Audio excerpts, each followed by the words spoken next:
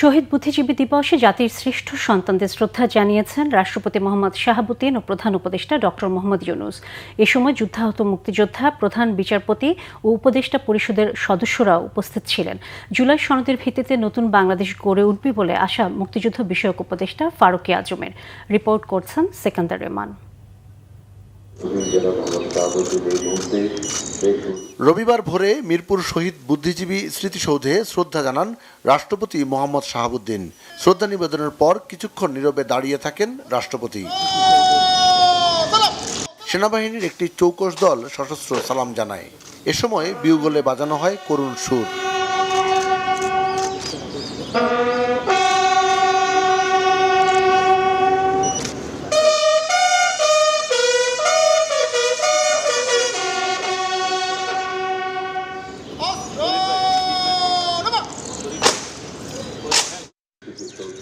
পরে অন্তর্বর্তী সরকারের প্রধান উপদেষ্টা অধ্যাপক ডক্টর মোহাম্মদ ইউনূস দেশের কৃতি সন্তানদের স্মৃতির প্রতি গভীর শ্রদ্ধা জানান ও কিছুক্ষণ নীরবতা পালন করেন।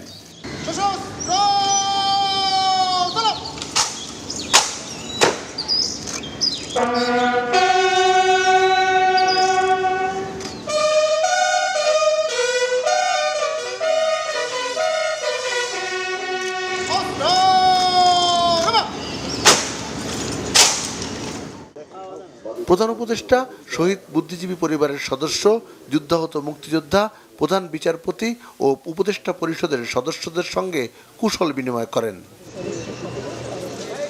এ সময় মুক্তিযুদ্ধ বিষয়ক উপদেষ্টা ফারুকী আজম জানান, নির্বাচনের মাধ্যমে নতুন বাংলাদেশ নির্মাণে এগিয়ে যাবে জনগণ। নতুন বাংলাদেশ তো জনগণ তৈরি করবে, এটা জনগণের সর্ব অবস্থান থেকে জনগণের পার্টিসিপেশনে নতুন বাংলাদেশ গড়ে উঠবে। সামনে তো একটা নির্বাচন আসছে, সেই নির্বাচনে জনগণ অংশ নেবে, আনন্দ উৎসবের সাথে অংশগ্রহণ করবে এবং তার পরবর্তী পর্যায়ে জনগণের মতামতের ভিত্তিতে যে সমস্ত সরকার আসবে বাংলাদেশে আগামী ভবিষ্যতে, তার জন্য একটা জুলাই সনদ হয়েছে, তারই ভিত্তিতে নতুন বাংলাদেশ গড়ে উঠবে। অন্তর্বর্তীকালীন সরকার পুরো জাতিকে সাথে নিয়ে একটি বৈষম্যহীন ন্যায়ভিত্তিক বাংলাদেশ গড়ার কাজ করছে বলেও জানান উপদেষ্টারা। ওরা ভেবেছিল জাতির শ্রেষ্ঠ সন্তানদের শহীদ করার মধ্য দিয়ে এদেশের স্বাধীনতা, সার্বভৌমত্বের যে আশা আকাঙ্ক্ষা তা স্তমিত করে দেওয়ার জন্য।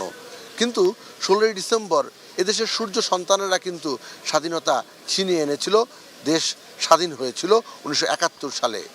এত বছর পরে এসে 2024 সালের 5 আগস্ট আবারও সেই ছাত্র জনতা মিলেই এদেশের মানুষকে নতুন করে আশার আলো দেখিয়েছে। সামনে নির্বাচন, সেই নির্বাচনে এমন একটি সরকার প্রতিষ্ঠিত হবে যে সরকার এদেশের মানবাধিকার প্রতিষ্ঠা করবে, আইনের শাসন প্রতিষ্ঠা করবে এবং অবশ্যই মানুষের কথা বলার স্বাধীনতা বজায় রাখবে, এমন প্রত্যাশা সাধারণ মানুষের। সিকান্দার রেহমান, বাংলা ভিশন, মিরপুর শহীদ বুদ্ধিজীবী কবরস্থান, ঢাকা।